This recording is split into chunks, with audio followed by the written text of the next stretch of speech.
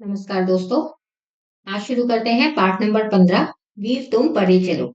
ये एक कविता है जो कि श्री द्वारका प्रसाद महेश्वरी द्वारा रचित है। इस कविता में कवि ने बताया है कि हम सभी को कभी भी विपरीत परिस्थितियों के आगे हार नहीं माननी चाहिए, अपितु उनका सामना कर आगे बढ़ते जाना चाहिए।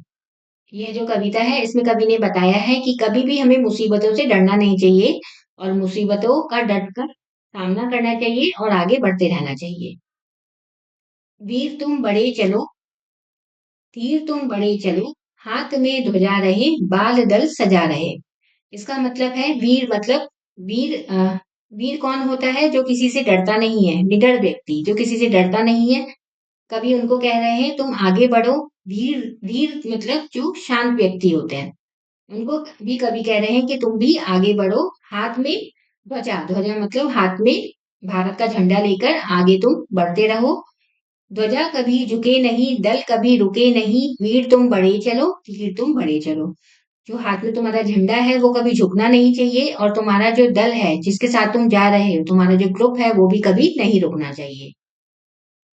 सामने पहाड़ हो, सिंह की दहाड़ हो, तुम निडर डरो नहीं, तुम निडर डटो वहीं।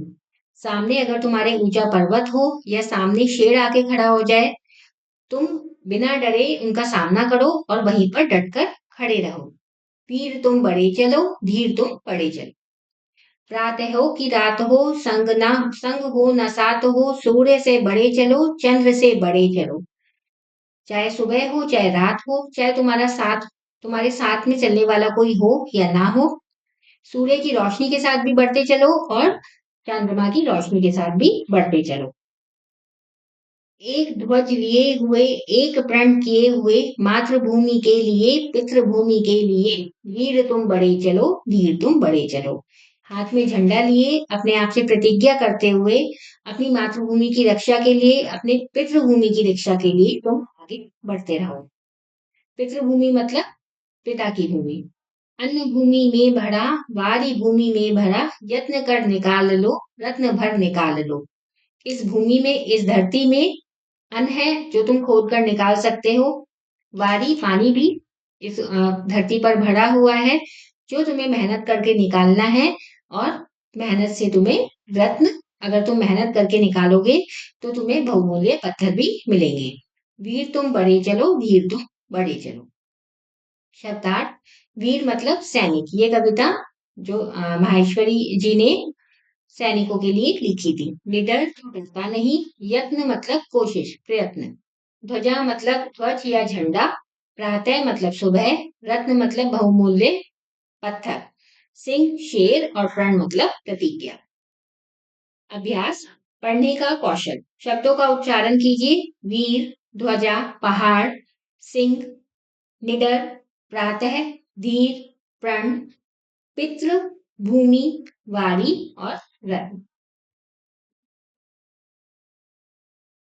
पाठ के अंत शुरू करते हैं। सही उत्तर पर सही का निशान लगाइए। प्रस्तुत कविता में वीर शब्द किसके लिए प्रयुक्त किया गया है? प्रस्तुत कविता में वीर शब्द सैनिकों के लिए प्रयुक्त किया गया है।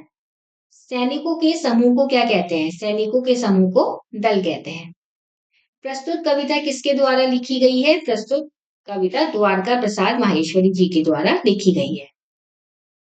कविता की पंक्तियों का भाव स्पष्ट कीजिए।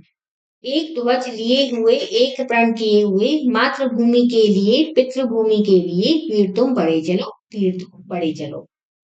इन पंक्तियों में कवि कह रहे हैं कि हाथ में झंडा लिए हुए अपनी प्रतिज्ञा करते हुए कि तुम अपने मातृभूमि, तुम अपने पिता की भूमि की रक्षा करोगे, तुम आगे बढ़ते रहो।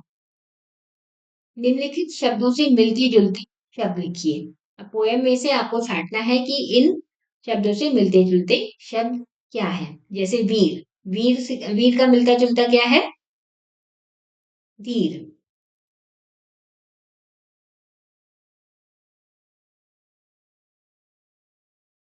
पहाड़ का मिलता जुलता शब्द आप पोयम में से देखेंगे। पहाड़ का मिलता जुलता शब्द है दहाड़।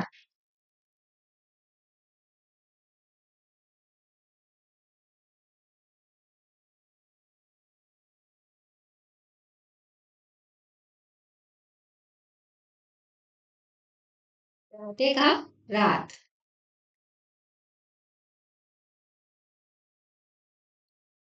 ली का मिलता जुलता शब्द है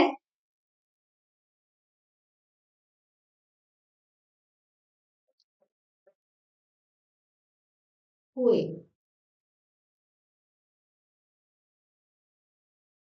नाक का पित्र और यत्न का रत्न।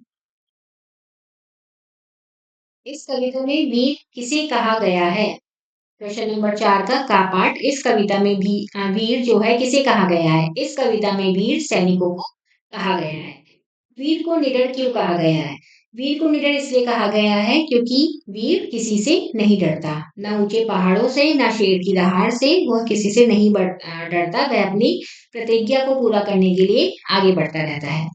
कविता में किस प्रण की बात की गई है? कविता में अपने मातृभूमि की, अपने पितृभूमि की रक्षा के प्रतिज्ञा की बात की गई है।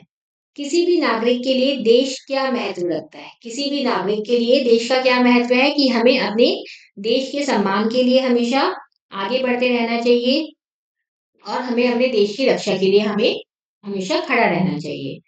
छात्र के रूप में विश्व शांति की मुहिम में आप क्या योगदान दे सकते हैं? आप ये जो प्रश्न है ये सभी छात्रों को अपने आप से करना है कि जो वर्ल्ड में, पूरे विश्व में शांति रहे, उसके लिए आप क्या कर सकते हैं? आपको क्या करना चाहिए? ये आंसर, इसका उत्तर आपको अपने आप से देना है। ये पार्ट यहाँ पे यहीं खत्म होता है। Thank you for watching.